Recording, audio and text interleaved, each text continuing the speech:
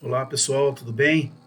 Sejam bem-vindos aí a essa apresentação que a gente vai fazer hoje aqui.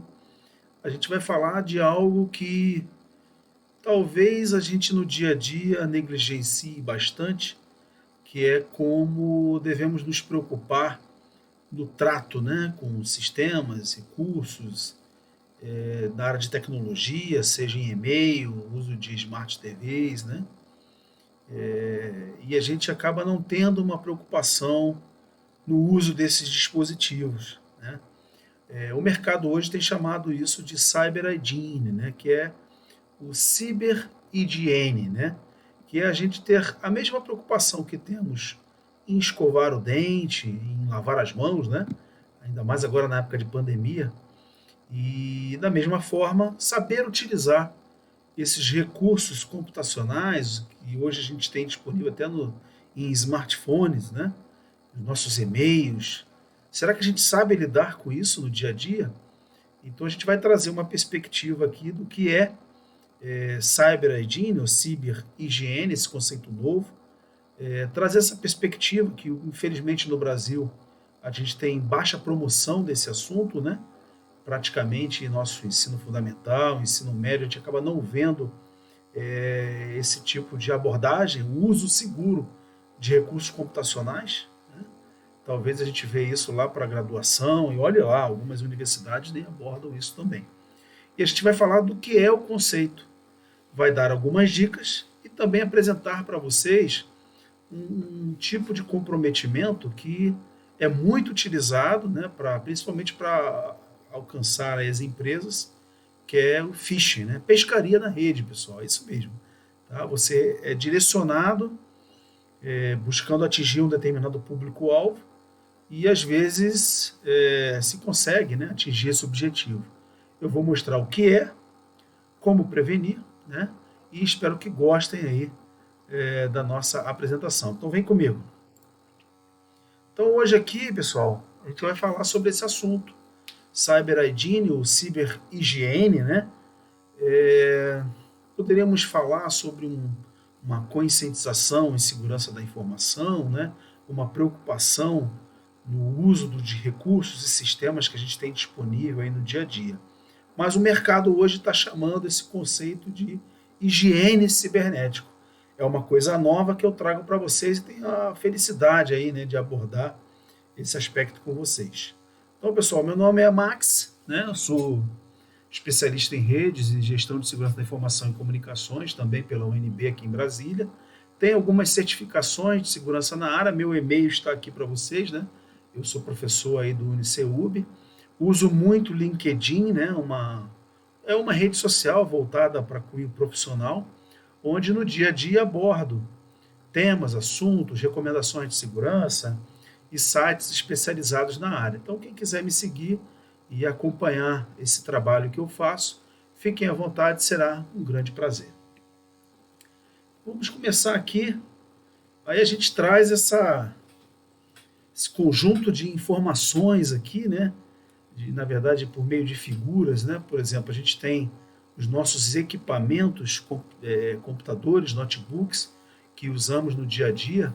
Será que estamos preocupados em ter usuários diferentes na minha máquina?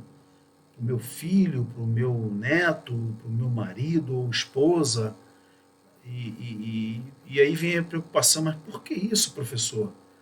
Porque é importante a gente separar esses usuários, cada um, cada um ter uma senha específica de acesso, e mais, não é recomendado que a gente use uma conta de administrador ou uma conta que tenha um perfil de usuário que permita instalar coisas em nossos equipamentos. Então, por isso é recomendado o uso de usuários para cada membro de uma família, né, por exemplo, com um privilégio de usuário. E caso seja necessário instalar alguma coisa, é feita uma solicitação para que aumente as permissões, né? Geralmente nas máquinas Windows isso acontece quando a gente quer instalar alguma coisa, é perguntado, né? Você deseja instalar um software, um aplicativo?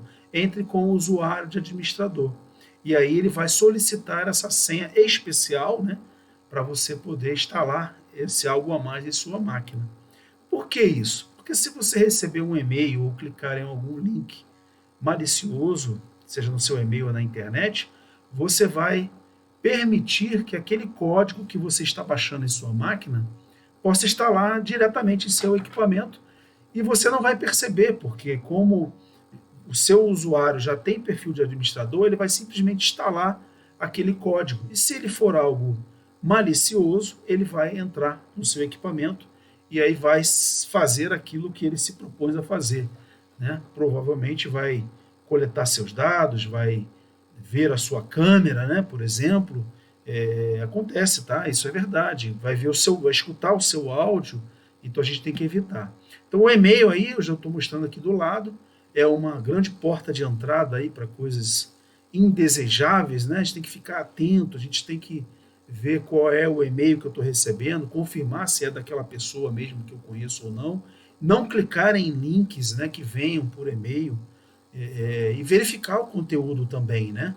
Temos aí do lado alguns aplicativos que a gente pode utilizar. Hoje nossos equipamentos também são touch, né? A gente toca nesses equipamentos e a gente tem que tomar cuidado com essa. A usabilidade é muito boa, mas pode trazer aí ações indesejáveis. E aqui do lado, aqui por último, né, seria a imagem de uma TV inteligente, né, uma Smart TV, que nada mais é do que um computador, né? Claro, com as limitações que nós temos hoje, mas ela tem um endereço IP, um endereço de rede para acessar a internet, você tem uma conta de e-mail, né?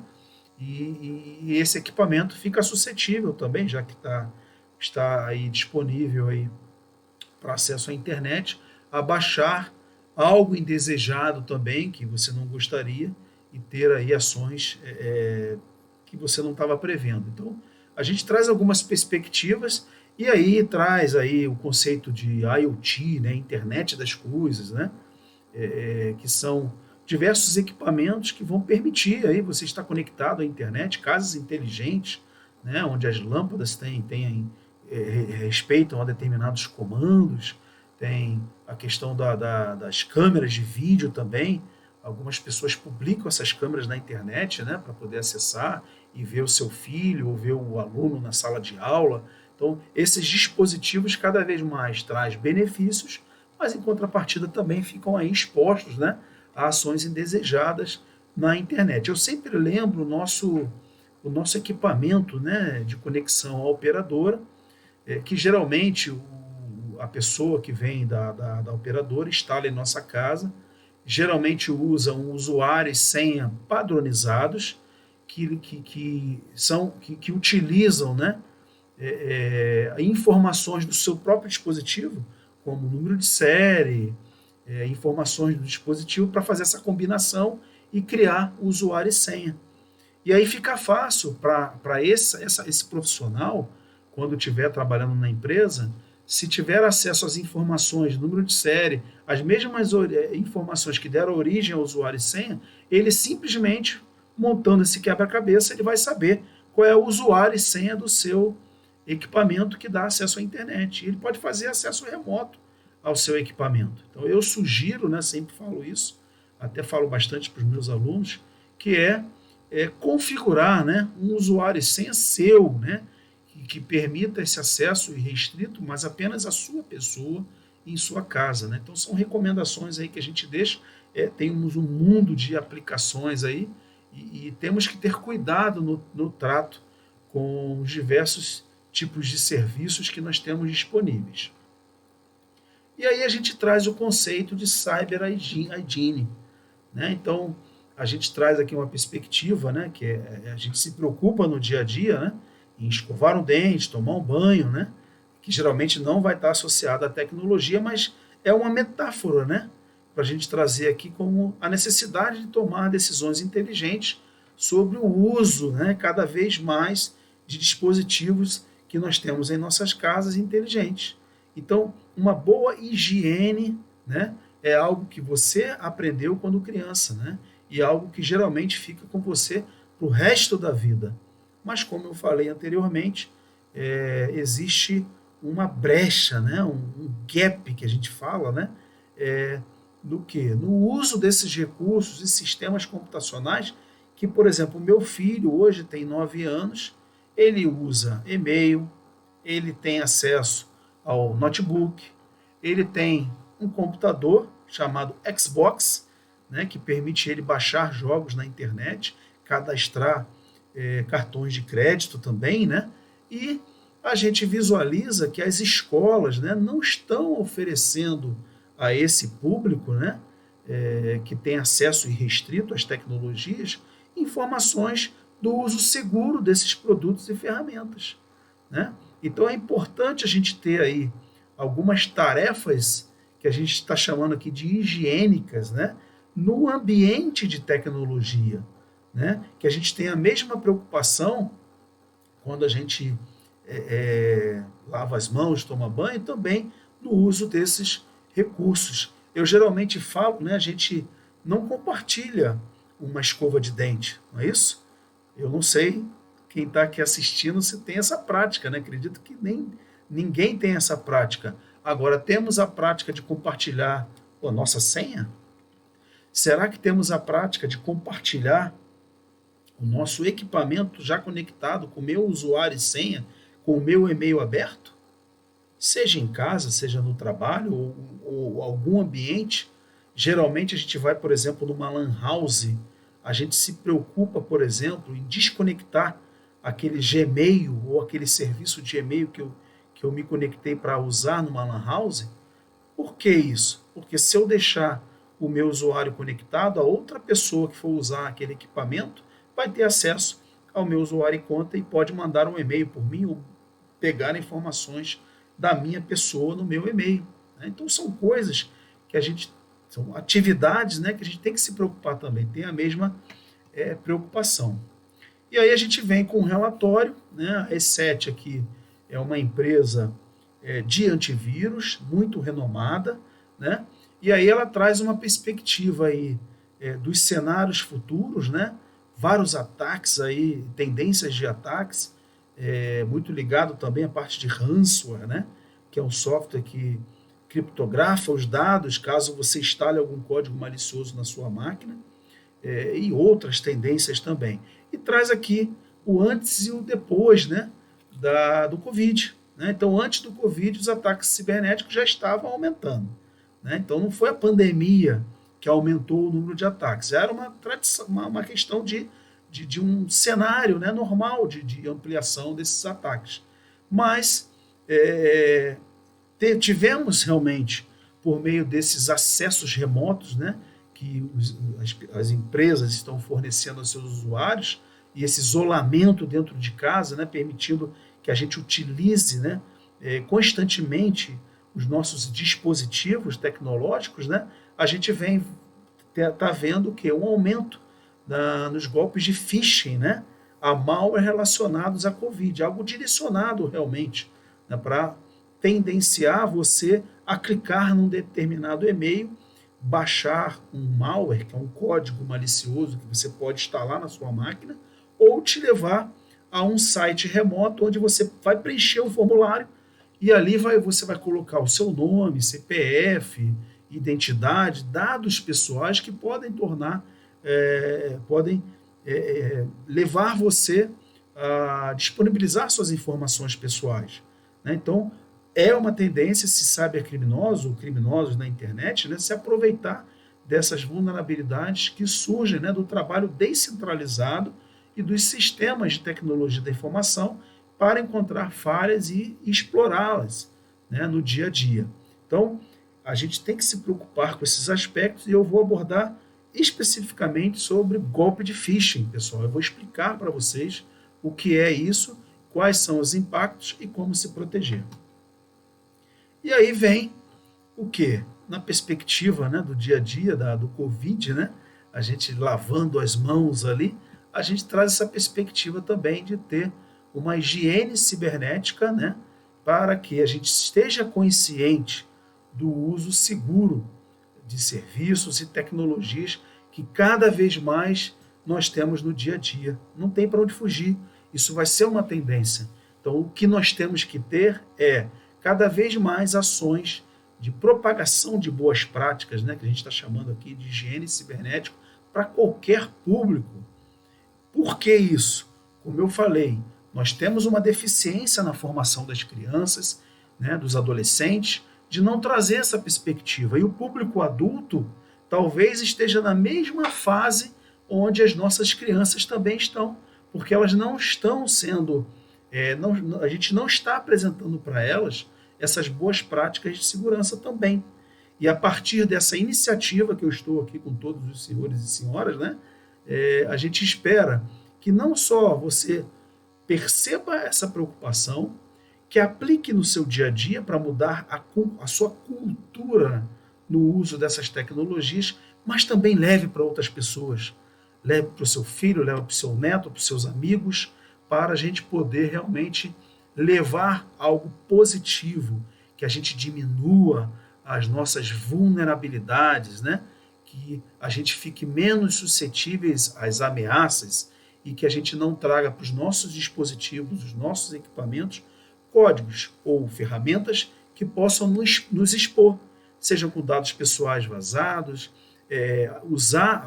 a gente ter a nossa máquina sendo usada por outras pessoas com fins que a gente até mesmo desconhece. Né? Nossas câmeras que a gente pode estar comprometido, né? E a gente está sendo filmado e visto por pessoas na internet, a gente simplesmente desconhece, porque no dia a dia nós não sabemos utilizar com segurança esses componentes, né? Esses recursos, esses serviços que no dia a dia cada vez mais estamos utilizando. E aí a gente traz para vocês aqui algumas práticas de ciberhigiene recomendadas. Primeiro, não vamos compartilhar ou enviar arquivos antes de verificar se são seguros. Então, nós temos hoje como verificar se um determinado arquivo, o código que a gente receba, seja em e-mail ou num pendrive que alguém entregue para a gente tem que verificar. Na dúvida, não compartilhe. Né? Como eu falei, a gente tem que ser um vetor de segurança e não um vetor de vulnerabilidade e expor os nossos equipamentos ou das pessoas que nos circulam. Então a gente tem que evitar esse compartilhamento de algo que a gente não tenha um real conhecimento da origem daquele arquivo, se ele é seguro ou não, se alguém verificou se ele é seguro. Né? Então a gente não tem que evitar esse compartilhamento ou envio desses arquivos, seja por e-mail ou até mesmo usando pendrive. Né? A gente pode, de repente, compartilhar na família ou entre amigos algo que a gente não conhece. Então, na dúvida, não vamos compartilhar. Criar senhas fortes. Aí existe um processo mnemônico, né? Que a gente pode combinar determinadas frases. Né? Então, os Estados Unidos são o maior país, a maior potência do mundo. Aí você pega as primeiras letras de cada palavra dessa frase e monta a sua senha. Né? Ou uma combinação de códigos alfanuméricos também, né? Ultrapassando um limite de 7 caracteres. Então a gente tem que ter isso no dia a dia como preocupação. Não utilizar a mesma senha em todos os serviços. Então eu tenho a mesma senha no meu equipamento, tenho a senha no meu e-mail, eu tenho a mesma senha usando lá um código de um sistema que eu utilizo no dia a dia, e aí se um determinado serviço se tornar vulnerável e alguém descobrir aquela senha, será apenas o uso daquela mesma senha para os outros serviços. Então temos que evitar essa prática.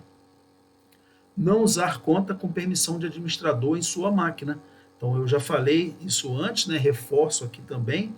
É super importante você no dia a dia utilizar uma conta, que a gente fala de sem privilégios, uma conta de usuário normal. Então você vai ver lá na configuração do seu usuário, você pode mudar esse parâmetro, né? E se você está utilizando uma conta de administrador, crie uma outra conta no seu nome, com perfil de usuário comum, e utilize com esse usuário comum.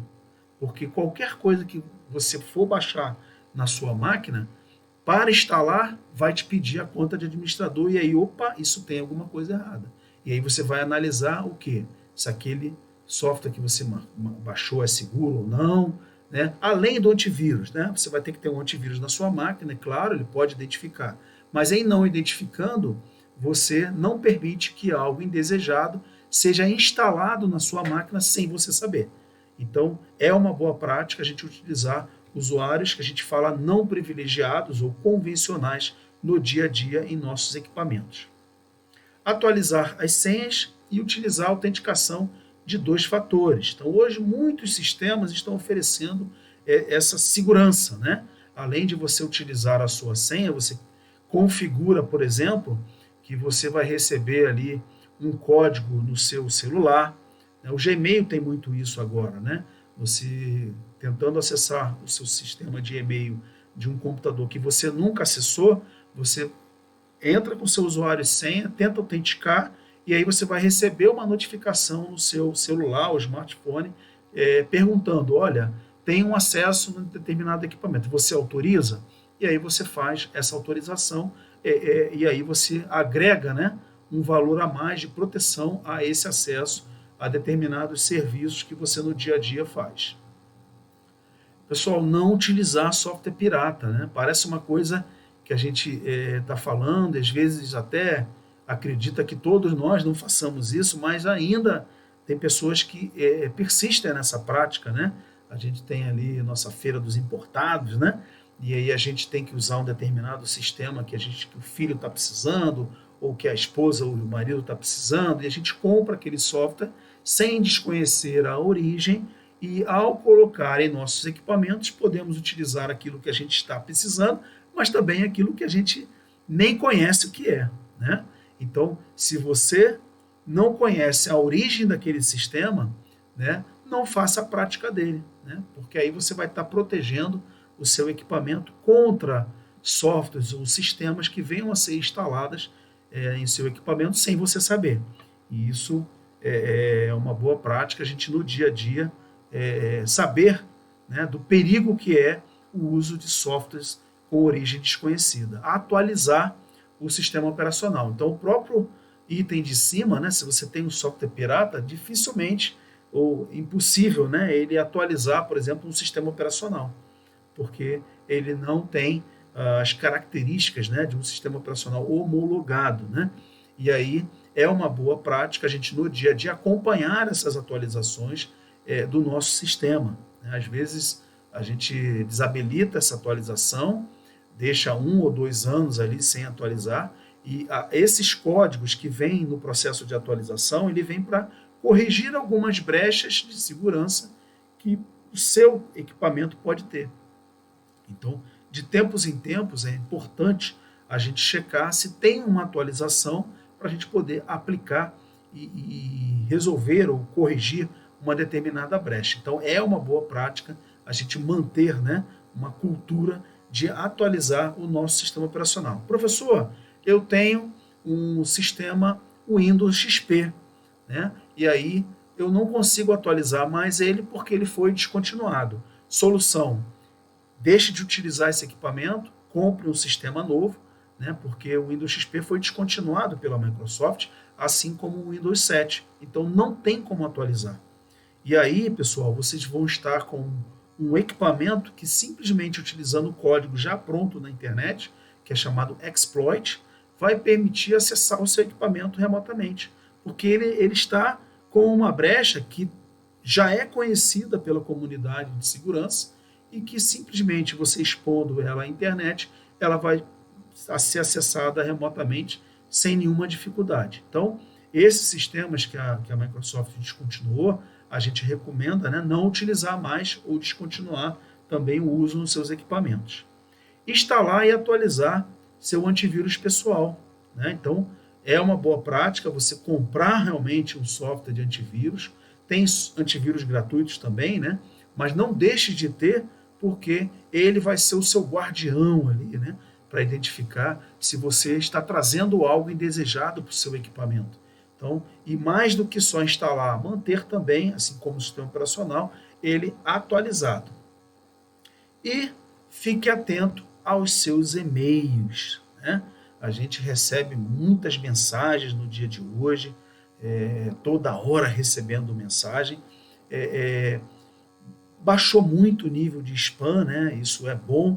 Então, ferramentas como Hotmail, Gmail, existe todo um ambiente aí de inteligência artificial por trás, né?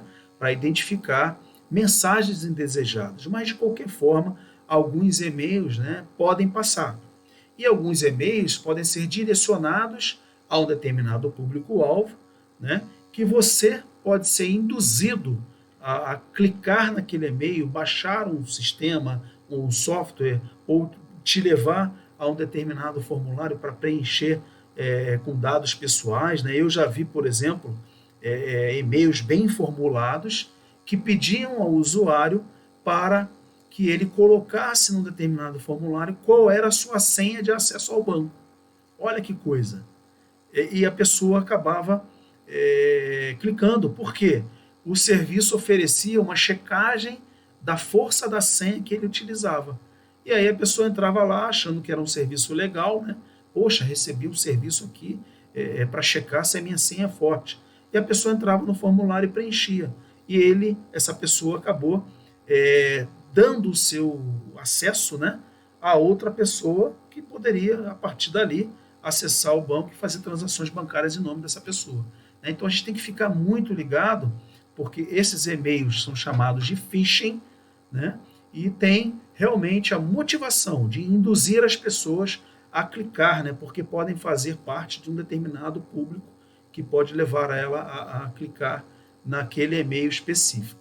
Então isso é chamado de phishing, a gente está chamando pescaria na rede, na internet, né? E a gente vê aqui uma mensagem, essa mensagem, se a gente colocar no Google, tem várias telas igual a essa, né?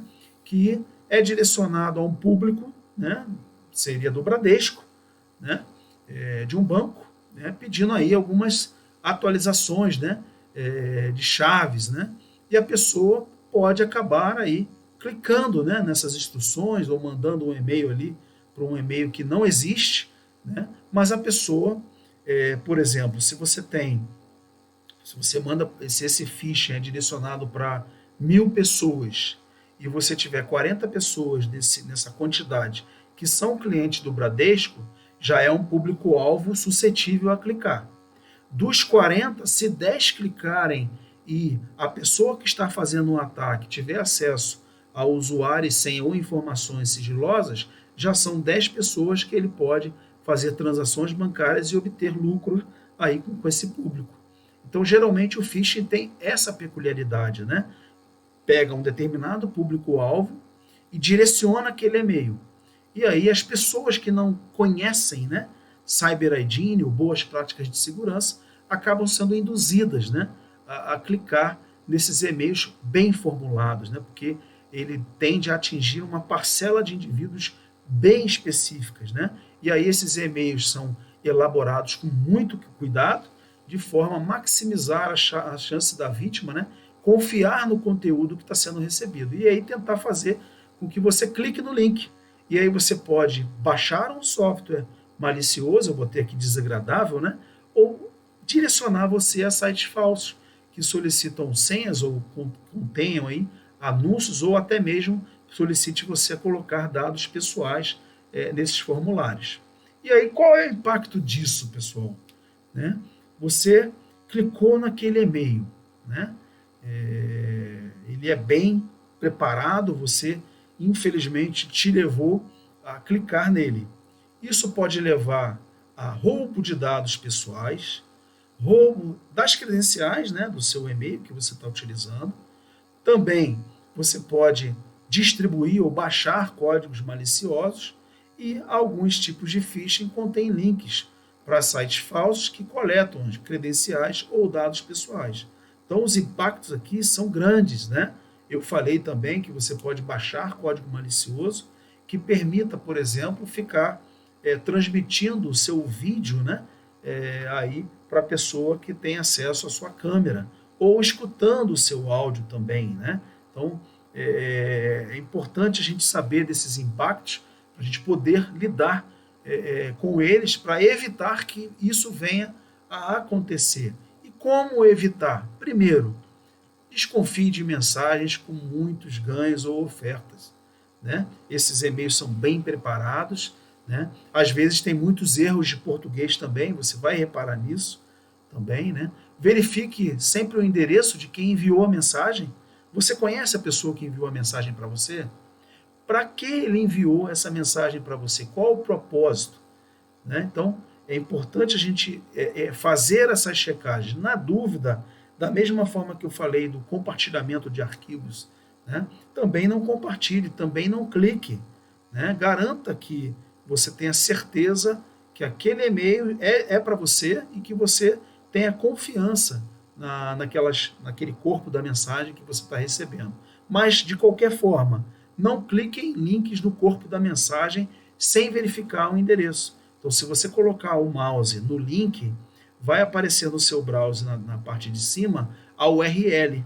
E aí você ali vai poder identificar se aquilo vai te levar a um site confiável ou não, né? Então, é importante a gente ter essas preocupações para evitar que a gente se torne uma vítima, né? Como a gente falou ali, que é o objetivo do phishing, né? Que é justamente fazer essa pescaria e numa quantidade de um mar de 100 peixes, se eu pegar 10 peixes, eu já estou na vantagem. Se eu pegar um, eu já estou na vantagem, né? Porque a perspectiva era que ninguém caísse nessa pescaria, né? E também verificar a identidade da pessoa. Eu vou contar um caos para vocês aqui.